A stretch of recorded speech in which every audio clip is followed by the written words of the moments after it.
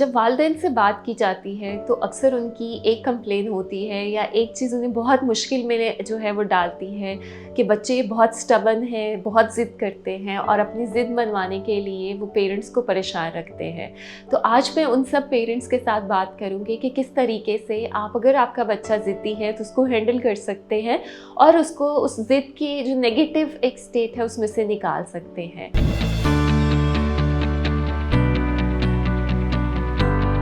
I am Amna Iftikhar and I am a consultant clinical psychologist. Currently I am working at Rainbow Obesity and Eating Disorder Center Shadman. और इसके अलावा अगर आप घर बैठे मरहम के प्लेटफॉर्म से ऑनलाइन अपॉइंटमेंट बुक करवाना चाहते हैं तो उसमें आप घर बैठकर अपनी ज़हनी सेहत और अपने घर वालों की ज़हनी सेहत को जो है वो बेहतर बना सकते हैं।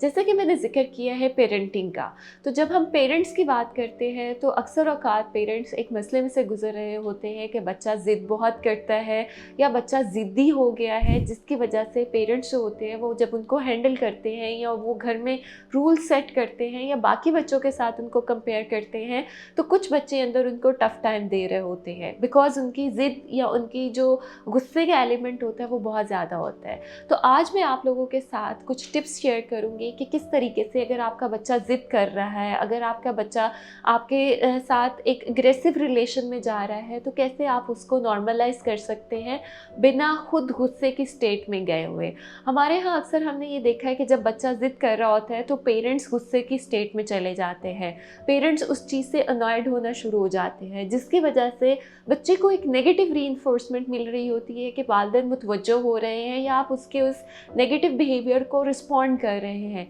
जिसकी वजह से आगे बढ़ते बढ़ते वो एक उनकी बिहेवियर डेवलप हो जाता है या उनकी एक आदत बन जाती है कि जब भी वो कोई चीज़ या कोई काम अपनी मर्ज़ी से करना चाह रहे होते हैं तो वो ज़िद कर लेते हैं या वो पेरेंट्स के साथ एक टाई में चले जाते हैं कि वो स्टबर्ननेस शो करते हैं और पेरेंट्स एट दी एंड उसकी इस बात को मान लेते हैं। लगता है बाजार के खाने बहुत खाते हो। जी डॉक्टर साहब, मैं ये मेडिसिन प्रिस्क्राइब कर रहा हूँ, वो आप ले लेना। अब कोई भी मसला हो तो मरहम से डॉक्टर की ऑनलाइन कंसल्टेशन बुक करो, क्योंकि डॉक्टर से बात होगी अब घर पर। तो इसमें मैं पहली एडवाइस जो पेरेंट्स को दूंगी कि बीइंग द पेरेंट आपका रोल जो है वो बच्चे के एक सपोर्ट प्रोवाइड करना है, ना कि हम उसकी इस तरह के नेगेटिव बिहेवियर्स पर रिएक्ट करें या गुस्से का इजहार करें। तो पहले तो आपने अपना रिलेशन जो है वो बच्चे के साथ बिल्ड करना है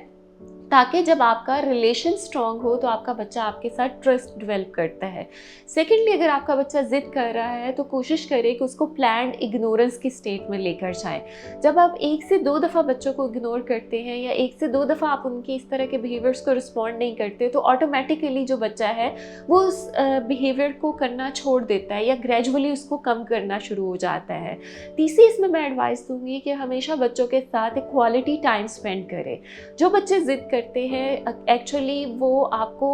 एक नॉन वर्बल वे में आपकी तवज्जो लेने के लिए बता रहे होते हैं। तो जब आप अपने बच्चों के साथ क्वालिटी टाइम स्पेंड करते हैं तो आपको आपके बच्चे की लाइक्स डिसलाइक्स का पता चलता है और एक अर्ली स्टेज पर आप इन बच्चों को इंटरवेंशन की तरफ लेकर जा सकते हैं, उनकी हेल्प कर सकते हैं। तो बीइंग पेरेंट्स अगर आप इन ड्यूटीज़ को निभाते हैं तो यकीनी तौर पर आपके बच्चे जो हैं वो आपकी बात भी सुनेंगे और घर का माहौल जो है वो बेहतर और सेहतमंद रहेगा। और अगर आपका कोई क्वेश्चन हो तो आप हमें कमेंट सेक्शन में पूछ सकते हैं। Thank you so much for watching this video.